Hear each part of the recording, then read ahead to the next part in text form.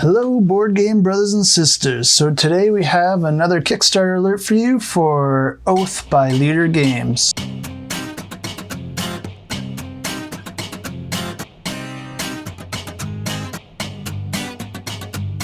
So for Oath, there's no stretch goals or Kickstarter exclusives, which is very respectable. They're trying to be honest and upfront right from the get-go, so they're showing you everything you're getting, and they're not trying to capitalize on the fear of missing out. Instead of stretch goals and exclusives, they're instead offering some free material. So you have your free metal coins, resin magic token upgrades, and a free journal to record your story after each game, all of which are not final design, so expect those to change during production. The game is 1 to 6 players, but shines at 2 to 4. There's a bot you'll be using for the 1 to 2 player count, but more details for that will come. Only English is offered currently, but more languages will come in the second printing down the road. You can back for $1 and decide on your pledge in the pledge manager, but the prices will be higher, about $10 to $20 more than if you pledge during the campaign. The game is colorblind friendly with mindfully selected colors, and there will be patterns added to help with that. This game does come with a neoprene mat, but keep in mind the art is not final, so don't be too concerned if you think it looks a little bland currently. For those of you looking to get the previous games, they're not going to be offered in this campaign, but they do mention that they'll offer it on their Shopify website. I took a look and I only saw Vast there currently, but I imagine they're going to add more options later in the campaign. I'll have a link for that in the description below if you're interested.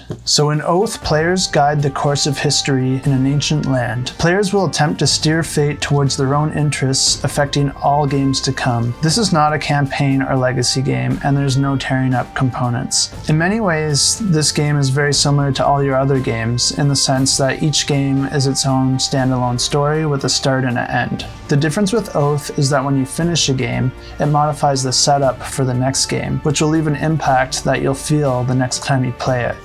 There are 2 ways that you can win when playing Oath, either by vision or by Oath. To win by vision, you'll draw vision cards throughout the game. These cards have conditions, and if you fulfill the condition, you instantly win the game. To win by Oath, it's a little bit more in depth. To explain it, you'll need to know that there's 3 types of players: the Exiles, the Citizens, and the Chancellor. On top of this, there's 2 types of points: victory points and prestige points. Most players start as Exiles and attempt to win the game by gaining the most victory points.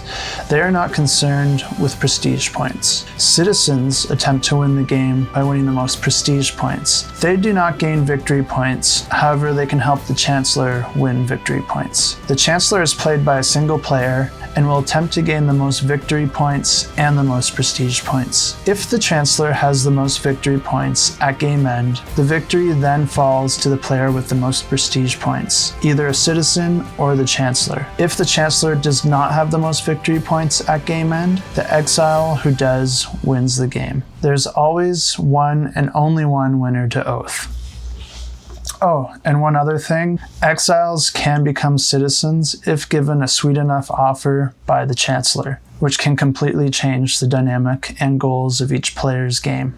Once the game ends, the outcome of the game and the winning player affect how this game is packed away. This affects how the game starts the next time you play it, and decisions you made playing the previous game will be apparent the next time you play it. The way Oath is played is over a series of rounds. In a round, you'll resolve 3 phases in order, starting with the influence phase, where you gain favor or magic, which are used as resources that you can spend to activate various powers throughout play. Then you'll move on to the action phase, where you'll take up to 3 actions, or up to 2 if you're the Chancellor. Then there's the cleanup phase, where you return cards back to their supply, and return your magic resources back to yourself. At the end of the 5th, 6th, and 7th rounds, the Chancellor rolls the die to see if the game ends early. If the game reaches the 8th round, the game ends automatically. This is not a how to play video, but I'll leave a link below for a turn walkthrough and also to a Q&A provided by Leader Games. So make sure to check those out if you're interested. I make these videos to help all of you get the answers to the questions that I have when I view a campaign. I don't get any kickbacks or compensation for making these videos, so I really rely on all of you for support. So make sure to like this video if you found it useful, and subscribe to get notified of more videos like this one. I'll even be doing a review before this campaign ends to let you know if I'll be backing it. I also do have a Patreon. I'll leave a link in the description below. So if these videos are providing value, feel free to show your appreciation with a small donation, and also incentivize me to make more videos like this. These take an incredible amount of work to put out. With that being said, I hope you enjoy the campaign, and remember to keep that shelf cluttered and keep the table full.